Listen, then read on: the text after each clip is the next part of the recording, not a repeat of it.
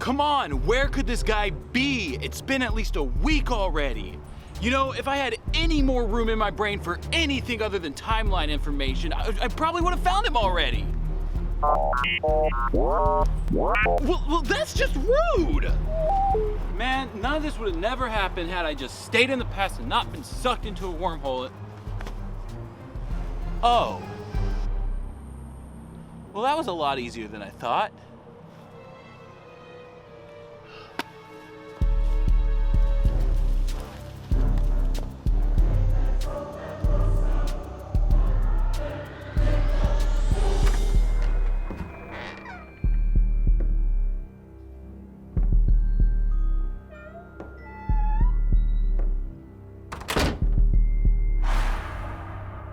Take a good look.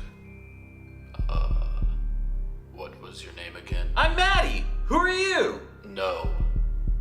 I'm Matty. Well, John Jacob Jingleheimer Schmidt. His name is my name too! Wait a second! You must be me from the future! Well, it's your future. My present. Presents? You shouldn't have! I didn't get you anything! What? What? If you're here, that must mean... I remember this. I have to warn you. Remember? More like dismember. You look like Mr. Freeze with your head lopped off like that.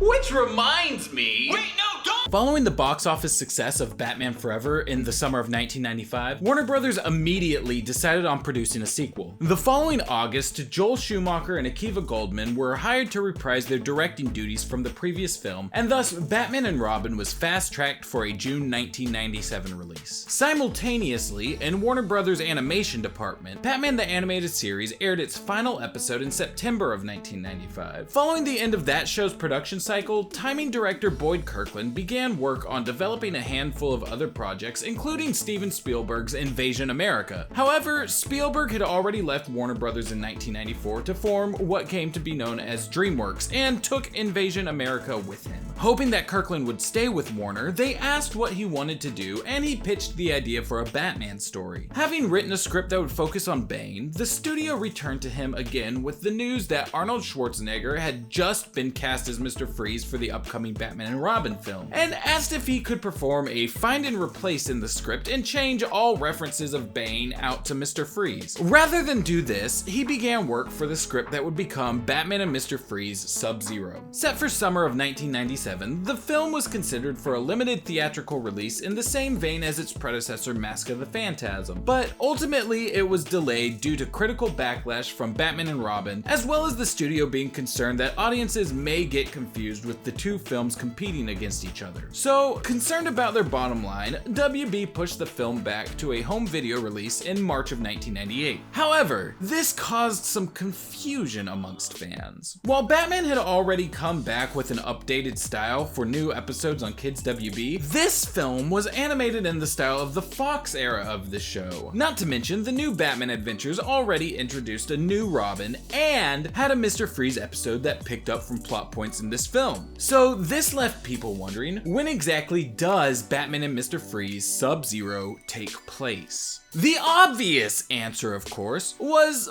before the new episodes. But was it firmly set between the two different iterations of the show as a coda for the previous era? Well, for many fans, that seemed to be the answer. But just as Mask of the Phantasm doesn't take place prior to Batman the Animated Series, SubZero doesn't happen after it. So, if you're among the fans that believe that, I've gotta just let you know you're incorrect. To prove my point, I give you Renee Montoya. Created specifically as a beat cop for Batman the Animated Series, for the majority of her appearances on the show, Renee dresses as such. She continued to use this wardrobe in SubZero. But the fact of the matter is, by the end of the show, Renee had a new police uniform that many have come to assume was a result of an off-screen promotion moving her up the ranks in the Gotham City Police Department. This new outfit can be seen in the episodes A Bullet for Bullock, Trial, Time Out of Joint, and Make 'em Laugh. a detail that our Patreon supporter, DarkPoet1792, has pointed out could potentially destroy the Batman's Big Week theory from the first ever Vanishing Point episode. Man, that was the video that got Quentin Reviews to sub to us. Please don't leave us, Quentin! But does this theory of Renee being promoted actually hold water? Is there more substantial proof that SubZero takes place during the show rather than after it? Well, let's comb through the rest of the film and see what we can find out. As we've discussed many times before, clues such as this magazine cover and Beware the Grey Ghost points towards Batman the Animated Series seemingly beginning sometime in 1992. And due to the tie-in comic, Batman Adventures the Lost Years, we've concluded that it ends in January of 1997, when Dick leaves the Bat family to travel the world. But seeing as this film follows up plot points given to us throughout Mr. Freeze's other appearances in the show, like the episodes Heart of Ice and Deep Freeze, we can narrow down that gap even further, since we've previously pinned Freeze's origin in August of 1995 and his return in Deep Freeze in the year of 1996. So, making our way into the evidence presented in the film, early on, Bruce Wayne comes across the abandoned car of Dr. Gregory Belson and memorizes his car registration papers. Later on, when he recollects the incident, we get a look at the papers for ourselves and see that the registration is dated between July 10th, 1996 and July 10th, 1997. So this leaves us with a gap between July of 1996 to the show's end when Dick Grayson retires from the role of Robin in January of 1997. Elsewhere in the film, we get this weather report. Expect record highs for the rest of the week with temperatures in the mid-90s.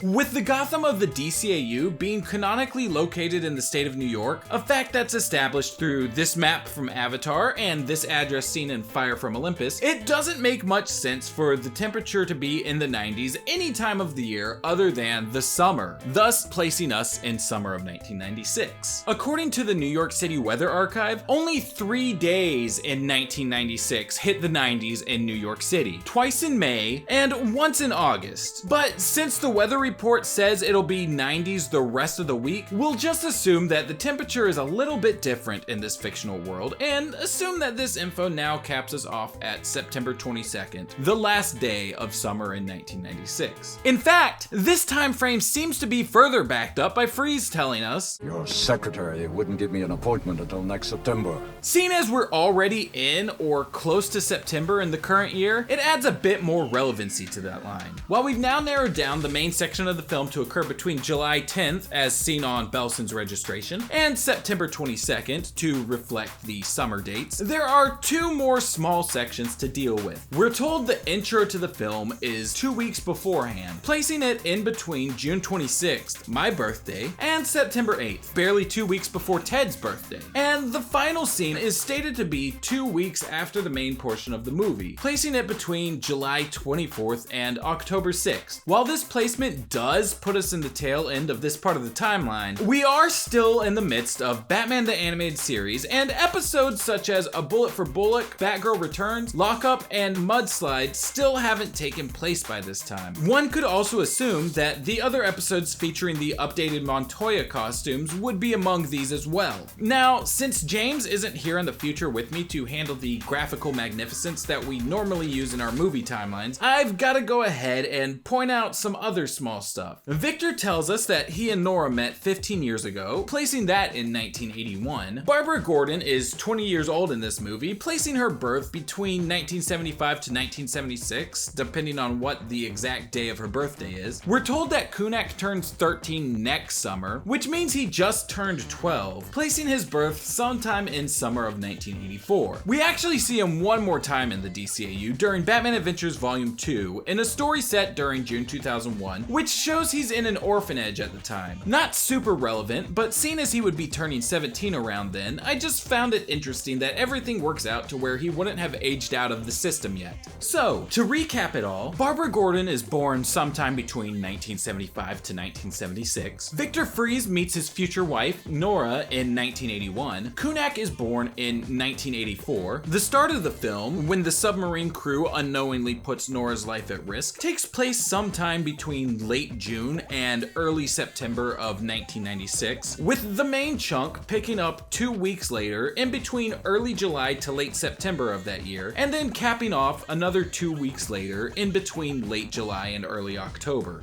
Batman animation beyond anything you've seen before. You have got to stop doing that. If you keep worrying about... Whoa! Hey, are you even listening? They released this many DCAU movies in the future? Oh man, I'm gonna be timelining forever! No, you don't understand. If you keep doing this, you'll end up a head in a jar just like me. You know who that sounds like a problem for? Future Maddie! I am Future Maddie. Look, you've got to listen. I brought you here to... Oh, what? People finally accept Batman and Harley Quinn as part of the DCAU? Wait, what's this footnote? Will it canon? That is the question. Oh my god! I have to go back! You said you brought me here! Send me back! Send me back! No, see, that's just the thing. I won't send you back until How long have you had time travel powers? For like 40 years now? Wait.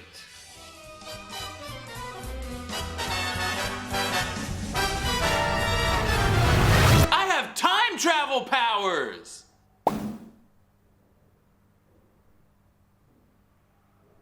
God